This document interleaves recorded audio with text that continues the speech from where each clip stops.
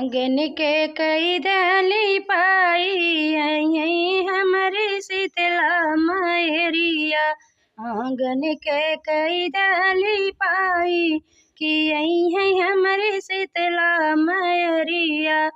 गैया के गोबरा से अंगना लिपाए, गैया के गोबरा से नाली पाए। मोतियन चौक पुराए कि आई है हमारी मैया मैरिया। सोनवा के चौक पुराए कि आई है आज मेरी मैरिया। आंगन के कई दली पाई कि आई है हमारी मैया मैरिया। सोनवा के कलसा गैया के घियना, सोनवा के कलसा हरे गैया